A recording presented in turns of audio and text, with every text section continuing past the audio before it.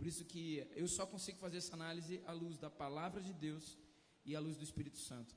Essa é a minha opinião.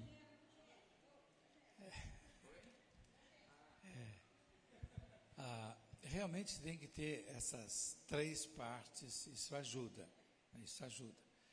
mas não, de forma alguma, nós não podemos fugir da responsabilidade pessoal. Eu tenho que fazer a minha autoanálise, eu tenho que chegar diante do espelho em oração e estar pedindo: Senhor, realmente, como é que eu estou? Como é que eu estou? Não é? É lógico que uma coisa que ajuda muito é a questão do discipulado. O discipulado, gente, muitos irmãos e irmãs não estão participando, mas o discipulado tem essa facilidade. Nós chegamos num grau de conhecimento uns dos outros, de amor uns para com os outros, de confiança de um para com os outros, de tal maneira que nós vamos ter condições de, num determinado momento, chegar e falar: meu irmão, olha, você está pisando na bola em tal coisa assim. Olha, não é bem por aí não, você está indo mal. O discipulado tem essa facilidade. Aquele texto bíblico que diz assim, de confessar os pecados uns aos outros, ele passa muito pela experiência de discipulado, de eu poder abrir realmente o meu coração. Mas eu vou abrir o meu coração diante de um grupo de irmãos e irmãs que vai estar ali realmente para me ajudar, estender a mão e me ajudar, e não aproveitar: bom, agora eu vou dar um tapa. Não vou estender a mão para ajudar, mas vou estender a mão para afundar cada vez mais. O discipulado tem esta facilidade dessas três partes interagirem: o Espírito Santo, que vai agir de forma isolada, vai agir através da liderança, vai agir através do próprio grupo e através da minha meditação. Então, isso é bastante importante. Seguindo um pouquinho mais, ou nenhuma coisa ou outra, ou ainda está uma mescla, né? Está uma bagunça doida a minha vida, né? Uma bagunça doida a minha vida.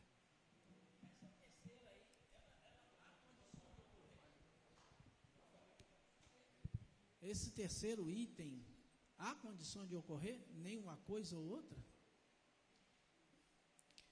Às vezes a pessoa nem fede nem cheira. Usaram uma expressão assim: nem fede nem cheira. A pessoa, por exemplo, que faz opção pela o isolamento, é uma clausura. Ela vai, trabalha, não fala com ninguém. Que tem. Eu trabalhei durante um tempo num banco em São Paulo. Eu fui bancário durante um certo tempo. Então havia pessoas assim, que você tentava, seria mais ou menos assim: isso é pau? Não, é pedra. E já não fechava qualquer possibilidade de você ter um diálogo. Isso. É uma consequência. Eu mais ou menos levo essa questão para aquela questão que Jesus disse assim: quem não está comigo, comigo não está.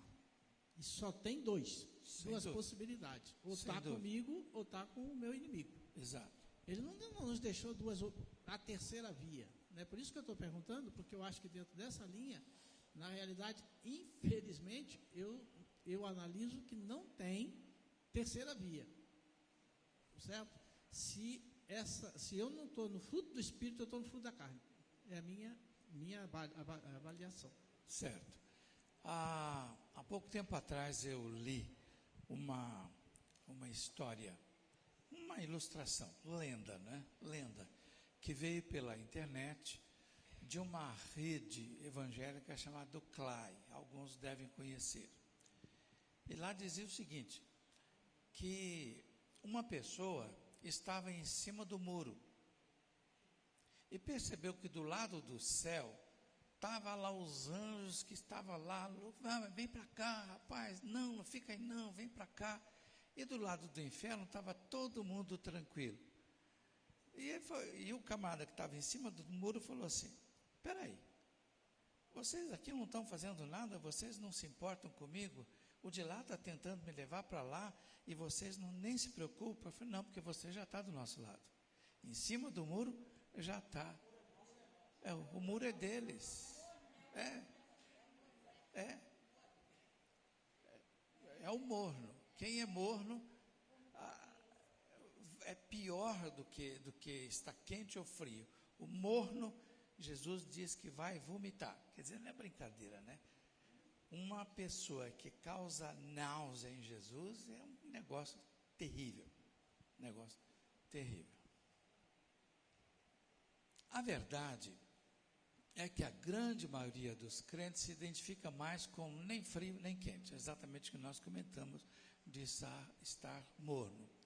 A tendência é espiritualizar as manifestações do Espírito em nós de tal forma que as palavras não expressem vivência, crescimento pessoal e comunitário, mas como se fosse uma utopia, algo inacessível. Às vezes a pessoa tem isto, quando que na verdade a nossa vida cristã, ela começa no primeiro degrau, e o primeiro degrau já é alguma coisa, E o discipulado ajuda muito, exatamente a pessoa sair do momento zero, ir para o primeiro degrau e gradativamente, e quem está lá pelo quarto e quinto degrau, ele consegue descer em termos assim de reconhecimento, de entendimento, de solidariedade, não que ele vai cometer os mesmos erros, mas olha, meu irmão, minha irmã, meu jovem, meu juvenil, eu já passei por isso, então, vamos lá, eu te ajudo. Humildade, é muito importante isso, porque eu estou no terceiro degrau, não significa que eu seja mais importante e menos necessitado do que quem está no primeiro, de forma alguma. Quem está de pé, veja, que não caia. Quem está no segundo, terceiro, quarto degrau, veja que não caia. Você descer em termos de solidariedade, de humildade, ajudar alguém ali, na verdade você está exercendo um ministério de Cristo Jesus. É muito comum, uma coisa interessante, quando você lê o livro do reverendo Duncan Alexander Hiley, já falecido, é um americano que gostava tanto do Brasil, que ele acabou ficando aqui no Brasil, morreu lá em Campinas, a esposa dele, se não me engano, ainda mora lá, Phyllis Hiley. Ele escreveu um livro sobre o metodismo brasileiro, editado pela imprensa metodista, antiga imprensa metodista. Eu nem sei se esse livro ainda existe. Se vocês forem, provavelmente, na estante virtual, é esse mesmo, né? www.estantevirtual.com.br, pode ser que vocês encontrem a história do metodismo brasileiro, do Duncan Alexander Hiley, professor Duncan Alexander Hiley. Ele comenta o seguinte, que quando vieram aqui para o Brasil, os religiosos, tanto católicos quanto evangélicos, para fazer a evangelização do Brasil, tanto católico quanto evangélico vieram do sul dos Estados Unidos. E o sul dos Estados Unidos tinha uma característica, eles viviam um cristianismo teórico,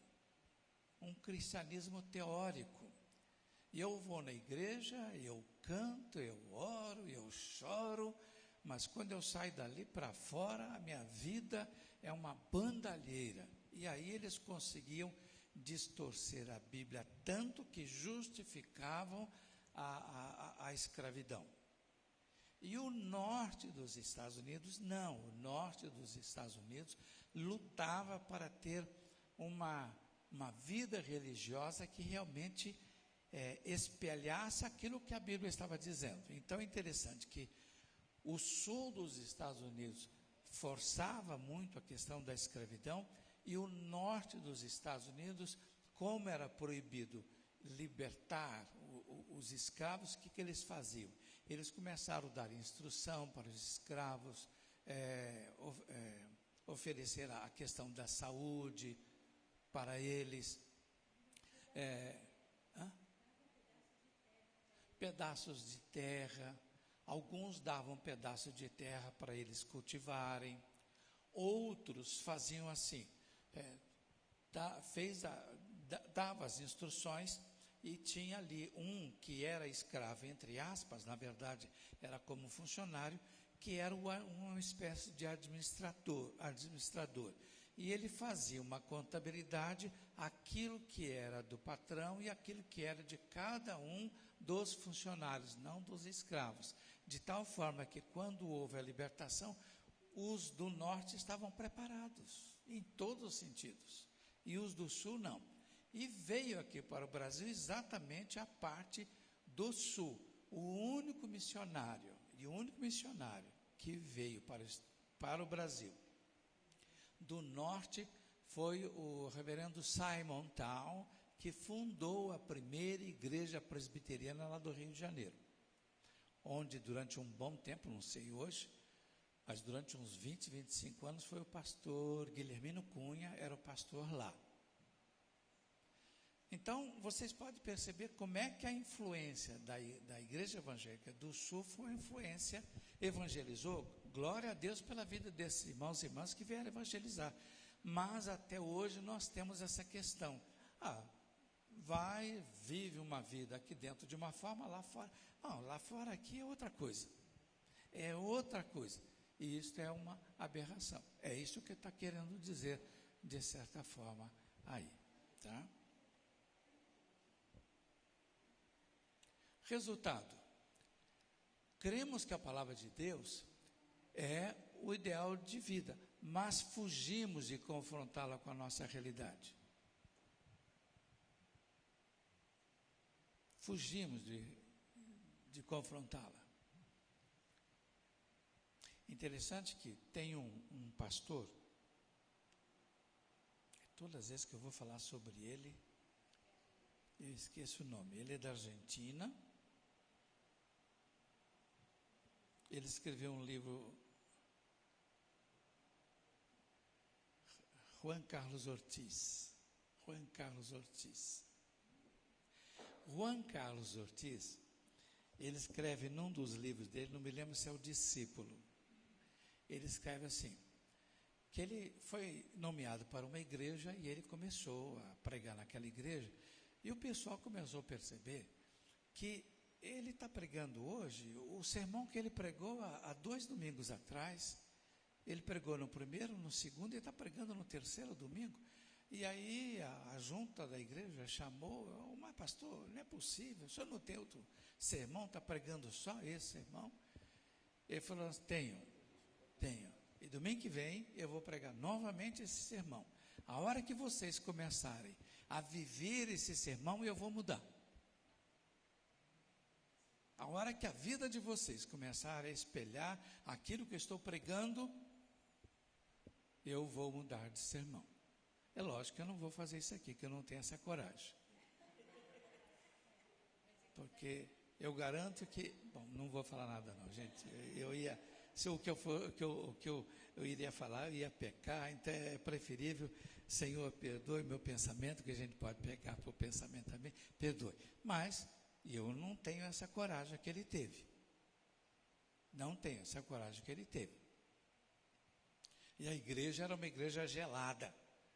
E um dia ele botou o pessoal, o culto vai ser lá no campo. E ele colocou todo mundo no campo e começou a dizer, olha, vocês vão começar a glorificar a Deus por tudo que vocês estão vendo. Durante tanto tempo. E colocou um período assim. E aí as pessoas começaram a ter essa sensibilidade. Também não vou fazer isso porque nós não temos campo aqui muito perto.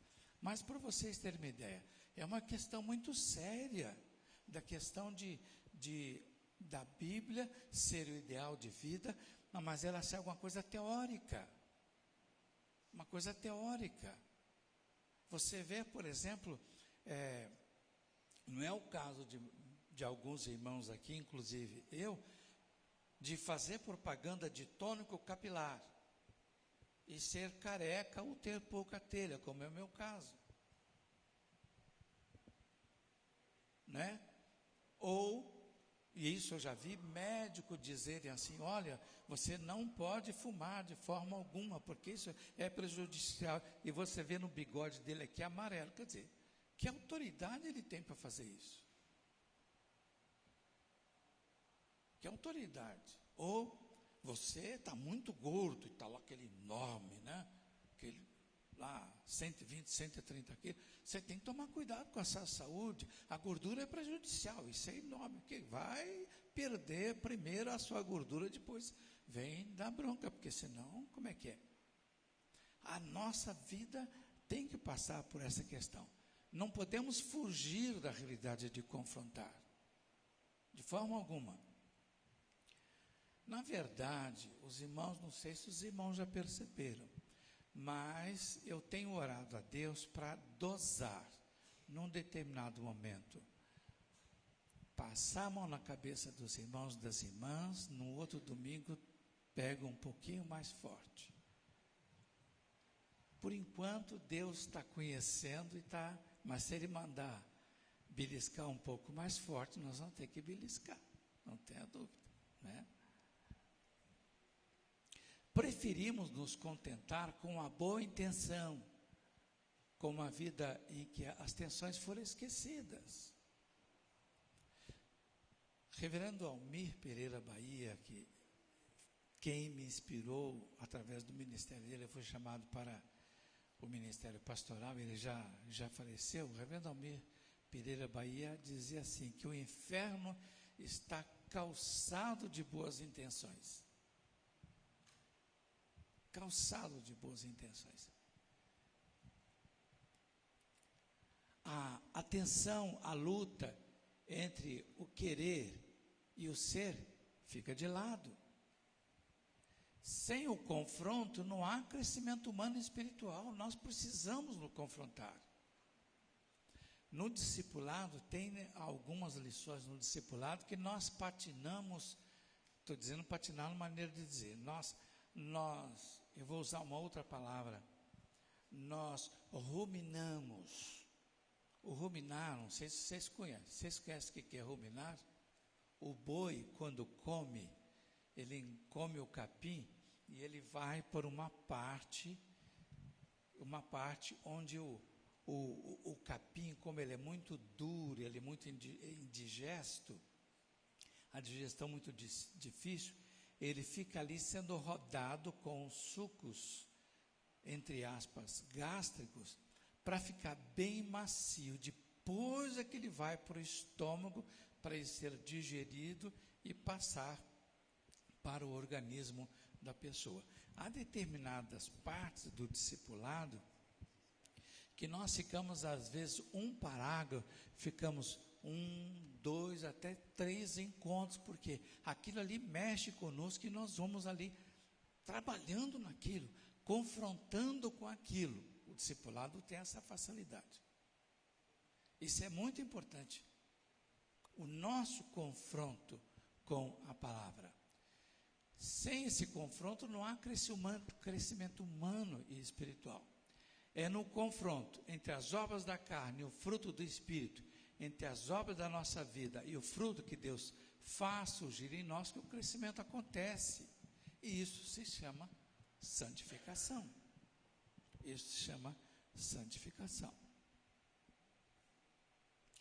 Tenhamos, e nós vamos estar terminando com essa parte, tenhamos uma predisposição constante para que Deus trabalhe o nosso temperamento e o nosso caráter à medida que nós vamos estudando o tema. E aí, faz parte já de nós começarmos a trabalhar o fruto, o amor. Mas nós vamos deixar, muito embora esteja faltando uns 3, 4 minutos, mas nós vamos deixar porque nós queremos no domingo que vem já entrar no amor e aí nós vamos trabalhar um pouquinho esta parte, este gomo do fruto do Espírito que chama amor. E assim, cada um deles, nós vamos trabalhando domingo após domingo.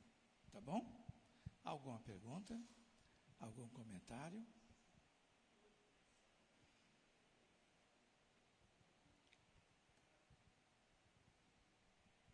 Renato.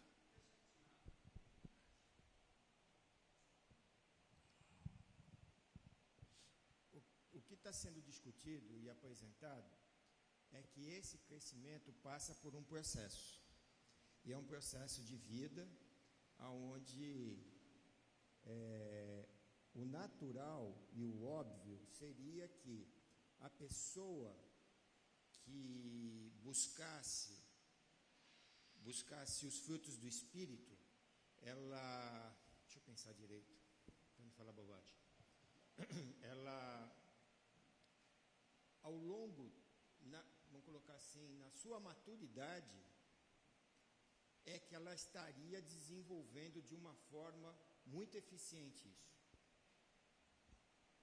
Porque eu vou estudando, vou aprendendo, e isso está acontecendo no discipulado, evidentemente, cada um ao seu tempo. Mas o que a gente vê é que essa tendência, ela não acontece. O que a gente vê é um despertar muito grande dos jovens e o pessoal de mais idade, o mais maduro, se coloca no banco eu não estou generalizando, estou falando, ele se coloca no banco da igreja esperando uma postura dos jovens e juvenis. E na minha visão deveria ser ao contrário, porque agora nós estamos tendo, entre aspas, né, a verdadeira, o conhecimento e a maturidade para apresentar isso para os nossos irmãos. Exatamente. Aquele irmão ou irmã, por exemplo, que acha que não tem mais nada para aprender, isso é uma obra da carne muito séria. É uma obra da carne muito séria. Nós temos sim que aprender muito. Nós temos que aprender bastante mesmo. E volta e meia, eu e a pastora fazemos alguns cursos exatamente porque isso faz parte da nossa formação. Nós nos policiamos. Eu tenho que aprender sim. Eu tenho que aprender sim. O meu bispo, ele é bem mais novo do que eu e foi meu aluno no Centro Teológico Regional, hoje chamado SEMEC. E daí? Hoje ele tem coisa para me ensinar. Porque ele fez muito mais cursos, ele aprendeu muito mais do que eu. Eu estou em dúvida quem que é o SD aqui do distrito, ainda não verifiquei, me parece. Como? Miguel. O pastor Miguel Rezende Fiorini Júnior, ele se converteu quando nós estávamos num trabalho lá na igreja em Água Fria. E aí ele foi discipulado naquele período, fez classe de catecúmenos, entrou. Hoje ele é pastor lá na catedral, é meu SD. E daí? Eu tenho que ter a humildade de perceber que, e até quando nós estamos sozinhos, tem um apelido que nós falamos com ele. Eu tenho que aprender com ele? Tenho que aprender com ele, sim. E há pessoas que não vêm na escola dominical porque ele diz que já fez tais e tais cursos e não tem mais nada que aprender. Meu Deus do céu. Só pelo fato de não participar já significa que tem que rasgar o diploma. Tem que aprender, sim. Nós temos que aprender.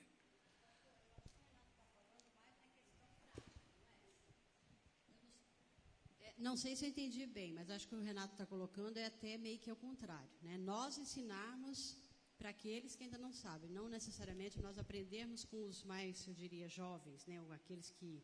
Eu entendi dessa forma. Porque o que é a tendência? Se é que eu traduzi certo.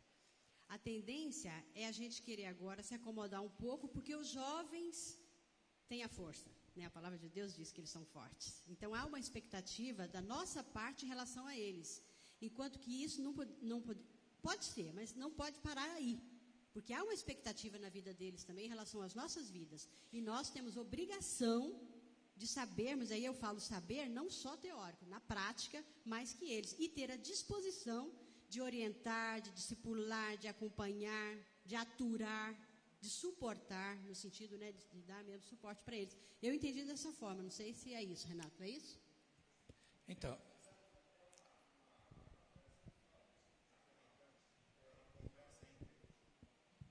o Mateus até se posicionou a respeito dos hábitos, lembra? Lá na sua casa. Cabe a nós, os mais velhos, ou os mais idosos, ou os mais maduros, mostrarmos como isso se faz.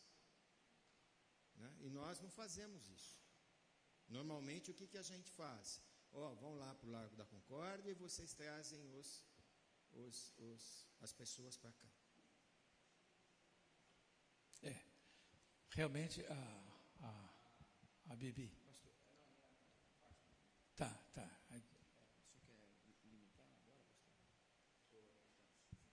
Nós temos uns minutinhos aí. Eu vou ver se eu consigo coordenar os meus pensamentos. Eu vejo assim, que a gente se exige demais da gente na vida cristã. Eu vejo assim, que na maturidade, se a gente segue os princípios do Senhor, sabe, o princípio da sabedoria é o temor ao Senhor. Ou tem alguns princípios que não é nem a questão de a gente estar bem num dia ou estar ruim num dia, ou de estar louvando. São princípios que racionalmente até a gente tem que cumprir, sabe? Temei a Deus. Ensina o teu filho no caminho que deve andar. Você sabe que tem que estar na casa do Senhor todos os dias. São esses princípios que você está passando, até sem que perceba, você está passando essas coisas aos jovens. Agora, tem aquelas coisas como estar no muro, por exemplo, estar em cima do muro. É o viver ao ser carnal e ser espiritual. Que a gente diz assim, você tem que ser politicamente correto, é o que a sociedade exige. Ou aquelas coisas que se exige assim, não, você tem que ser educado, ou você tem que ser estudado, ou você tem que ser bem-sucedido. São coisas que na nossa vida carnal, o que a sociedade exige da gente, mas o que Deus exige da gente na vida espiritual, acho que é esse próximo passo que a gente vai entrar, que é a questão do amor. É uma coisa que individualmente que a gente tem que... É o amor por Deus que faz com que a gente passe por várias etapas, ou bloqueios, ou tropeços. A gente consegue ser espiritual. Agora a questão também assim, como falou, não, os outros que têm condições de dizer se a gente está andando, sabe, no espírito. Mas como é que eu vou ter condições de aquilo que... Aí eu fiquei pensando, gente, a misericórdia do Senhor é grande demais para a gente. Então, se a gente começar a manifestar a misericórdia para com os outros, a gente vai ter condições de praticar o amor, de ser ponderado e vamos andar no espírito. Então, eu vejo assim que a questão de ser carnal ou espiritual, a questão dos jovens ou velhos, assim, nós temos a nossa missão como maduros, de ter esses princípios muito fortes no nosso coração e na nossa mente, até racionalmente, cumprir os princípios do Senhor. Os jovens é legal porque muita coisa eles não têm ainda, porque não passaram por muitas dramas, experiências, dramas de consciência, por situações muito difíceis, que faz com que às vezes a gente fique baqueado, triste. Então eles têm todo o vigor. Então a gente às vezes pensa assim, poxa, é esse vigor que eu quero, que os jovens possam trazer um pouco desse vigor para a gente. Mas eu acho que a gente tem que tentar mediar isso e buscar mesmo no amor do Senhor, pensar assim, contar com a misericórdia do Senhor, senão a gente não consegue andar mesmo. Não tenho dúvida, irmã, exatamente. Eu acho que sim, eu acho que foi claro. Bibi? Não, só complementando, eu acho que a questão da maturidade cristã não está relacionada somente com a idade. Eu acho que, claro que uma pessoa que é mais velha, passou por mais experiências, tem um certo conhecimento de vida que uma pessoa jovem ainda não passou. Só que eu acho que é muito também a maturidade com o tempo que a pessoa, seja com 20 anos, seja com 60 anos, ela dedica a buscar o Senhor, em estar conhecendo, em estar buscando esse relacionamento e essa maturidade, né? Porque eu acho que fica muito cômodo para os dois lados o jovem virar, não, tipo, não, os mais velhos, eles sabem, eu ainda não preciso fazer nada, ainda não estou maduro. E os mais velhos, a mesma coisa, não, tipo, eu já sei, já trabalhei, está na hora dos jovens trabalharem. Então, acho que assim, tem só que tomar cuidado para não pender para nenhum desses extremos. Acho que os dois têm coisas a aprender, tanto quanto jovens quanto maduros, e os dois têm coisa a ensinar um para o outro, entendeu? Os dois têm que trabalhar, se apoiar mutuamente. Acho que isso é igreja, sabe? Então, é só tomar cuidado com esses extremos. Acho que não é relacionado só com a idade, mas também com o tempo que a pessoa gasta, empenha em buscar o Senhor, né? Uhum. Pastor, eu sei que já está terminando o tempo, mas eu só queria colocar a seguinte questão, até naquilo que o Daniel falou, que eu acho muito importante, dentro até daquela tua pergunta que o senhor fez lá no começo. Nós queremos que a nossa igreja encha, cresça, ou não? Porque, para mim, fundamentalmente está no você demonstrar para as outras pessoas aquilo que você faz aqui dentro. E eu tenho, ao longo desse último período, me questionado muito, né? Será que eu, como que trabalho na área comercial, eu estou fazendo aquilo que muitas vezes eu falo para as minhas filhas? Eu não estou mentindo, eu estou sendo justo com o meu cliente, eu estou sendo honesto com o meu cliente, eu estou falando a verdade para o meu cliente. Você, como funcionário no seu emprego, você está demonstrando que você é aquilo que você prega aqui dentro? Você não vai no banheiro dormir porque você está com sono? Você usa o tempo que o seu patrão está te pagando para ficar ligando para outras pessoas, para ficando nas mídias sociais? E muitas vezes hoje, a nossa vida hoje é um livro aberto. E muitas vezes durante a semana a gente vê coisas em Facebook, em redes sociais, que não é aquilo que muitas pessoas pregam aqui. Então, o que o mundo vê e nos avalia é por aquilo que nós somos lá. Aqui está tudo bem, está tudo em ordem. Exato. Agora lá fora é que nós somos avaliados e somos contestados. E muitas vezes eu escuto durante a semana: poxa, mas aquele cara é o evangélico que está enganando, que está roubando, que está pregando peça em outros. Eu acho que é uma coisa que nós temos que pensar. A maturidade cristã vem por ação do Espírito Santo, é verdade, mas vem da ação nossa com o nosso próximo no dia a dia. Exatamente. Tenha tanto o trabalhar de Deus quanto a minha parte de trabalhar, a nossa parte de trabalhar. E aí, juntando tudo isso que os irmãos e as irmãs falaram, a grande realidade daquilo que o apóstolo Paulo fala sobre a igreja é o corpo vivo de Cristo. A igreja é o corpo de Cristo. Os irmãos, as irmãs mais experimentados ou aqueles menos experimentados, todos têm um lugar no corpo de Cristo. Ninguém pode deixar de fazer alguma coisa no corpo de Cristo achando que por causa de determinada situação não precisa fazer mais. O corpo é beneficiado com a participação de todos e é prejudicado com a inatividade de alguns. Se todos nós quisermos, a nossa igreja logo terá que vender essa propriedade e ir para um lugar maior, porque aqui não tem como crescer mais. É possível? É possível, sim. E isso tem acontecido com igrejas nossas. E isto sem ir para eu não vou nem falar da teologia, mas a diabologia da prosperidade. Não há necessidade disso.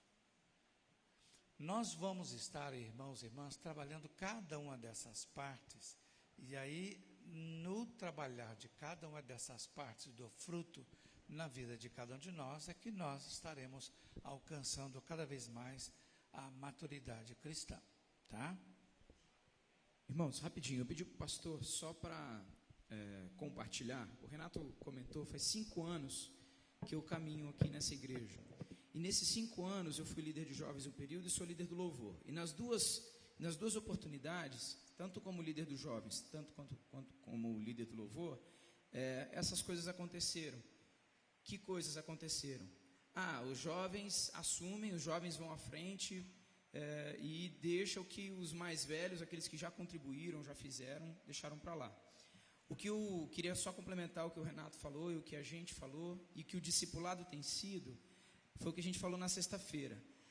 O jovem, e eu queria que voltar aí para os mais velhos, né, para aqueles que já têm mais de 15 anos de caminhada cristã, o jovem é carente de exemplos. O jovem é carente de exemplos. E o nosso jovem, na situação que nós vivemos nesse mundo, está cada vez mais carente de exemplos. E de bons exemplos. O jovem que hoje eu convivo, a gente aprende a conviver e a enxergar, é um jovem que muitas vezes nasce numa família onde os pais são separados, onde não há amor, onde ele não recebe amor, e a única ordem que ele recebe nessa cidade louca de São Paulo é assim: você é responsável pela sua vida, vai ganhar seu dinheiro, se vira, o problema é seu, agora você já não é mais criança. E é essa a dinâmica com que o jovem e o juvenil da nossa geração aprendeu a se relacionar com o mundo. Por isso, quando o Renato fala assim, o meu coro e o meu pedido para vocês é o seguinte: eu preciso de exemplos, os jovens precisam de exemplo. Eu até posso ser um exemplo para os jovens, mas eu não sou o melhor exemplo para eles, porque eu vivo a mesma situação que eles vivem. Eu sou da mesma geração, eu vivi, e eu vejo muitas vezes os mais velhos se vangloriando da geração que não tiveram opção de nascer. Eu não tive a opção de nascer nessa geração, amado. Eu não tive a opção de escolher nascer. Deus não chegou para mim e falou assim: olha, escolhe em que década você quer nascer. Você quer nascer na década de 30, 40, 50, 60, 70, 80 ou 90? Eu falei: Senhor, me dá a de 80 aí, porque eu quero viver essa loucura de funk, eu quero viver a internet, eu quero viver as mídias sociais. Eu não tive opção. E quando a Fátima fala da misericórdia, é isso que a gente gostaria que os mais velhos tivessem para nós. Porque muitas vezes o discurso que eu ouço é esse: na minha época não era assim, porque o jovem de hoje em dia é um pervertido, o jovem de hoje em dia é um perdido, o jovem de hoje em dia é um sem compromisso, o jovem de hoje em dia é isso. Amado, se você tivesse nascido na minha época, você seria igual a mim. Porque se eu tivesse nascido na sua, eu seria igual a você. Desculpa estar sendo tão enfático, amado, é porque eu não aguento mais ouvir isso. Não aguento mais. São 5 anos ouvindo que a minha época era diferente, na minha época era diferente. É lógico que era diferente. Se eu tivesse nascido na sua época, eu também seria diferente. Agora, não importa isso, isso passou. A nossa época é hoje, a minha época e a sua época é hoje. É agora. Que igreja a gente quer construir? E com base nisso, eu quero dizer que o pastor e a pastora têm sido esse exemplo na minha vida. Que eu sempre pedi uma referência, e eu nunca tinha tido. Mesmo com os meus pais na igreja, porque os pais muitas vezes não podem ser exemplos dos próprios filhos. Devem ser sim, mas muitas vezes não podem ser. Porque o pai e o filho, ainda mais na idade que a Isa, que a Bel, a idade que eu passei, eles não servem de exemplo. Porque eu não olho o meu pai como exemplo, eu olho meu pai como um chato, eu olho meu pai como uma concorrência, eu olho meu pai como alguém que me tolhe. Porque eu ainda não tive essa experiência que eu e você já tivemos. É com esse olhar e essa compaixão que a gente precisa aprender a olhar o jovem e o juvenil. E vice-versa, é muito mais difícil, na minha visão, pedir paciência, entendimento, amor, misericórdia de um jovem. Da mesma forma que se você compara alguém que já teve estudo, já teve educação, de quem que vocês acham que é mais fácil pedir misericórdia? De alguém um ignorante, uma pessoa que não teve nenhuma oportunidade, ou de um doutor? De uma pessoa que conhece, que é um estudioso, que teve opção. E às vezes o que a gente vê é o inverso, é o doutor tratando os outros como se fossem lixo, porque ele é doutor, e o ignorante tratando os outros com maior respeito, porque ele não é nada. E às vezes é isso que eu me sinto. Faz 5 anos, amado, que eu tenho lutado com jovens aqui, e a gente tem lutado e tem vencido. E vocês têm lutado com a gente, muitos têm. Não quero ser injusto aqui e dizer que não tem. Agora, a gente precisa acabar com essa divisão, essa falsa divisão entre gerações, que aqui na nossa igreja tem sido um problema. tem sido um problema. O discipulado é dos jovens, o culto é dos jovens, o evento é dos jovens. Gente, não existe isso. É do reino, é para o reino. E eu queria convidar você, meu amado, que não faz parte do discipulado, você que é mais velho, que dos jovens eu sei exatamente quem faz e quem não faz, porque eu controlo isso. O pastor, quando eu falo que o pastor tem sido meu exemplo, porque por mais que o Dani seja um exemplo de vida para mim, por mais que o Gabriel seja um exemplo de vida para mim, eu preciso de uma referência. E você também precisa de uma referência. Você que é mais velho, você precisa de uma referência e precisa ser referência na vida de alguém. Precisa ser exemplo para a vida de alguém e precisa de exemplos. E eu só consigo ser exemplo, amado, se eu tenho bons exemplos. E a palavra de Deus é ótima para mostrar como nós devemos ser, mas eu preciso de exemplos aqui hoje, para mim, para a minha realidade, para enfrentar o meu dia a dia, para discutir as coisas dos meus problemas, para falar do meu casamento, para falar da minha vida e da sua vida. Não adianta mais, o discipulado é isso, eu falei na sexta-feira. O que é discipular? Discipular é ser exemplo. É só isso. Eu falei assim, imagine se Jesus não tivesse trabalhado pelo discipulado. Imagina como seria Jesus se não tivesse usado o discipulado como arma. Não era muito fácil Jesus chegar para nós, pegar a Bíblia, Ele mesmo trazer do céu escrita e falar assim, ó, seu Oswaldo, está aqui, ó. A gente se vê na eternidade agora, se você conseguir cumprir isso aqui.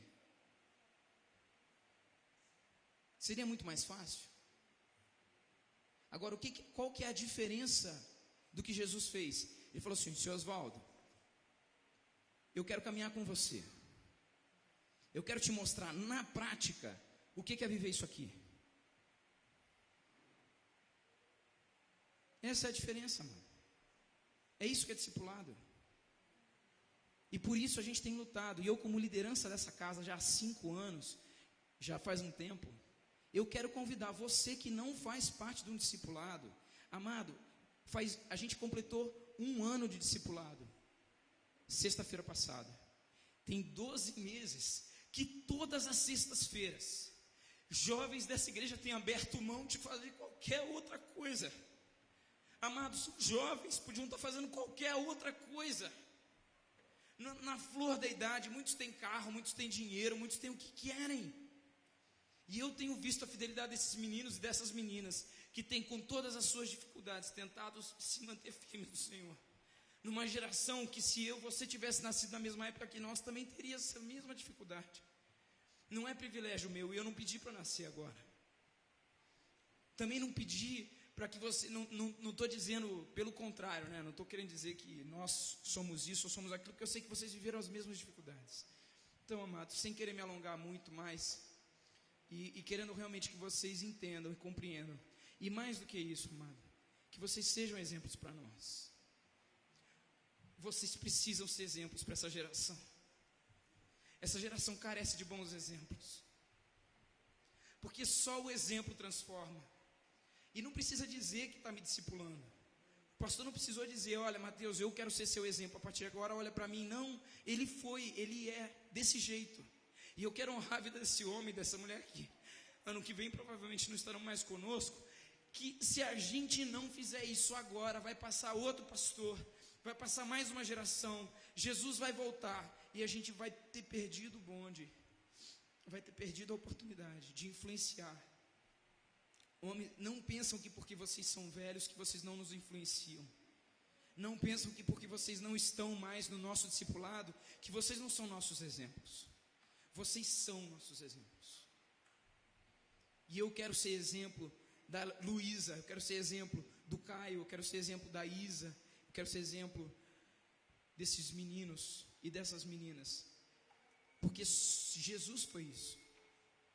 Jesus podia ter dado a Bíblia para nós e falado assim, vai lá e faz. Mas Ele preferiu falar assim, vem comigo e aprende. E é isso que a gente precisa fazer, amém, irmãos? Vocês me desculpem o desabafo, são 5 anos, e Deus tem falado muito ao meu coração através do discipulado. Ou a gente faz esse discipulado fazer valer a pena, irmãos, ou isso tudo não serve de nada, porque a melhor maneira que Jesus fez, como a Fátima falou, não foi a maneira, não foi o dogma, não foi a placa da igreja, não foi se é dividido em células ou não, se é uma igreja de dons e ministérios ou se é uma igreja pentecostal. Irmão, isso Deus deve olhar lá de cima, assim, falando: meu Jesus, eu do céu, né? Eu do céu, que confusão vocês estão fazendo. Eu fui aí, mostrei para vocês, mostrei o jeito com que vocês tinham que fazer. E o que vocês estão inventando? Vai e faz o simples. E às vezes, amado, eu vendo aqui vocês conversando um com o outro, porque o jovem não trabalha mais na igreja, porque sabe o que acontece de verdade, irmãos? O mais velho, ele deu todo o gás que ele tinha por coisas que não valeram a pena. Muitas vezes a gente bota energia, e o jovem é assim. O jovem bota toda a energia dele em muita coisa que não vale a pena. Quantas vezes eu briguei com a Tânia e fiquei noite sem dormir, e depois no dia seguinte eu falei assim: cara, não valeu a pena. Para que eu fiz isso? Quantas vezes eu perdi a minha energia?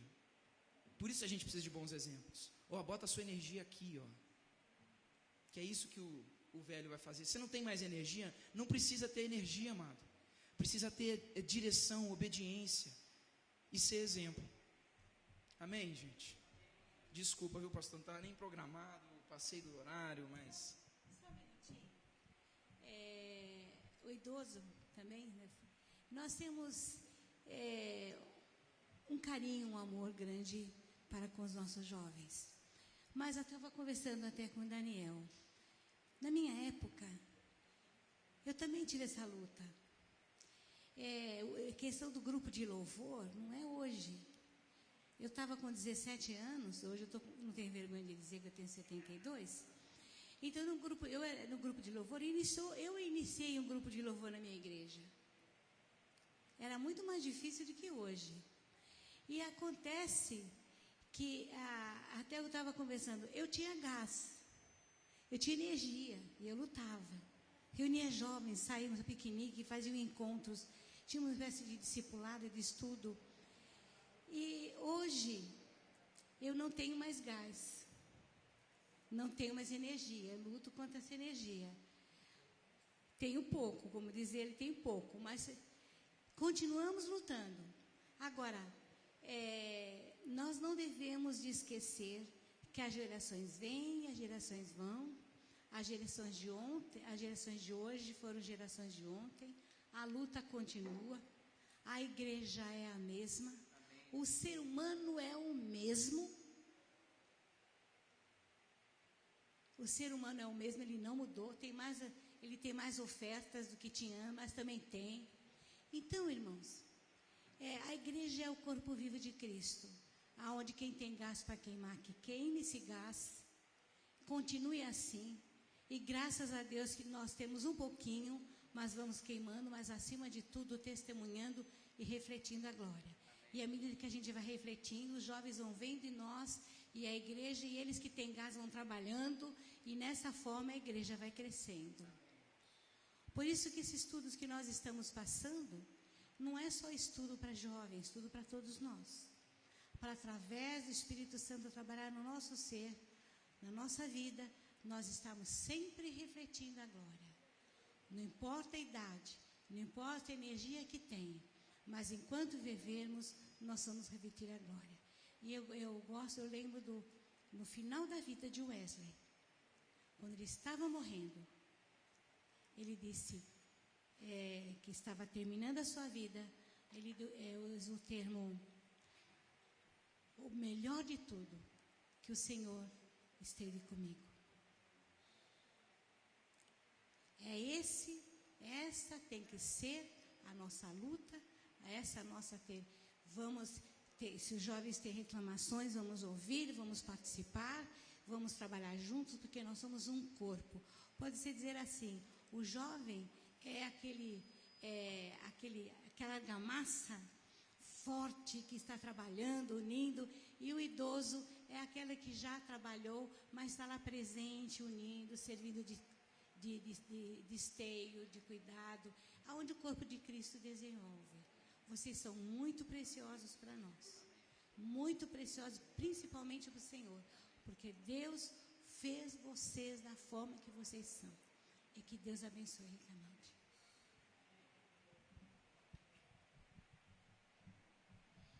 Amém, pastor. Infelizmente, nós temos que interromper, porque realmente estava um estudo muito bom, muito interessante. Quando os pastores nos propuseram esse estudo, realmente nós louvamos a Deus. E tínhamos certeza que Deus estaria com eles, como realmente está, com eles e conosco, abrindo os nossos corações para que possamos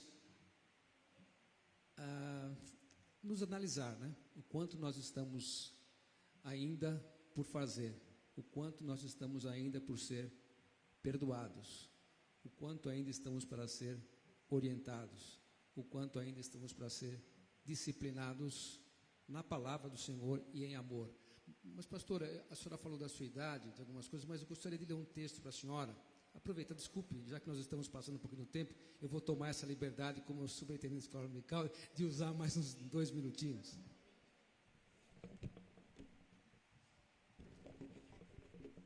não poderia deixar de falar esse texto para a senhora e para o senhor, pastor, e para todos nós, na verdade. Está lá em Josué 14, 6, versículo 6 em diante. Chegaram os filhos de Judá, e Josué em Gebal, e Caleb, filho de Jefoné, quenezeu, lhe disse: Tu sabes que o Senhor falou a Moisés, homem de Deus, em Cades Barneia, a respeito de mim e de ti. Tinha eu 45 anos quando Moisés, servo do Senhor, me enviou de Cades Barneia para espiar a terra. Eu lhe relatei como sentia no coração. Mas meus irmãos que subiram comigo desesperaram o povo. Eu, porém, perseverei em seguir o Senhor meu Deus. Então Moisés naquele dia jurou dizendo: certamente a terra que puseste o pé será tua e de teus filhos, em herança perpetuamente. Pois perseveraste a seguir o Deus, meu Deus. Eis agora que me conservou em vida, como prometeu. 45 anos há desde que o Senhor falou esta palavra a Moisés. Andando Israel ainda no deserto, já agora sou de 85 anos. Estou forte ainda, como no dia em que Moisés me enviou. Qual era a minha força naquele dia, tal qual agora para o combate, tanto para sair como para voltar. Amém. É Deus que faz. É Deus que renova. É Deus que nos faz persistir. Não nos importemos com a idade. Nos importemos somente em seguir ao nosso Deus. Que Deus possa estar realmente trabalhando em cada um de nós, a partir de mim, para que nós possamos realmente estar sendo transformados e realizando a obra que Ele tanto necessita.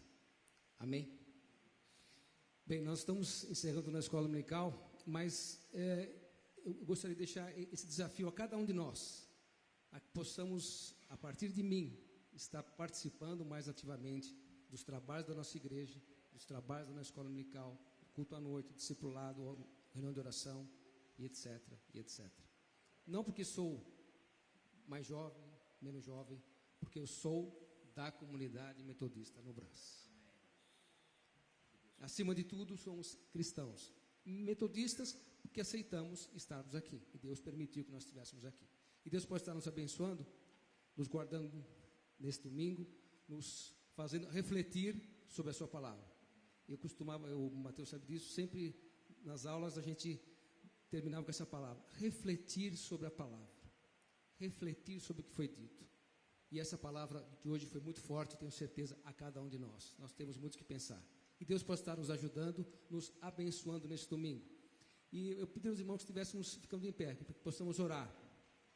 Para que possamos orar mais uma vez. E nós terminaremos com a oração que Jesus nos ensinou. Nosso Deus, nosso Pai, nós louvamos a Deus pela oportunidade que através de Jesus Cristo Tu nos traz aqui à escola dominical, para falarmos desse evangelho que o Teu Filho nos trouxe, que ele continue sendo o caminho, a verdade e a vida. Isso que nos diz a tua palavra, que possamos realmente estar vivendo a cada domingo, a cada dia, a cada hora, a cada minuto, a cada instante das nossas vidas, Pai. Realmente, como foi dito aqui, se nós não vivermos, nós não estaremos sendo fiéis a Ti. Teremos que viver essa palavra. Ajuda-nos, Pai. Sabemos que somos imperfeitos, somos falhos, somos pecadores. Perdão. Nós carecemos do Teu perdão, Pai. Ajuda-nos a que possamos realmente aproveitar esse estudo. Continue abençoando a vida da nossa pastora, a vida do nosso pastor, a vida de cada irmão, de cada irmã, de cada jovem, de cada criança, cada juvenil. Que possamos ouvir essa palavra. Que aparentemente, para alguns, dependendo da idade, possa estar soando de uma maneira estranha. Mas que essa semente possa ser plantada, que a semente ruim possa ser tirada e ficar a boa semente. Guarda-nos, ó Pai, ao longo deste domingo. Ajuda-nos, orienta-nos. Nós te agradecemos.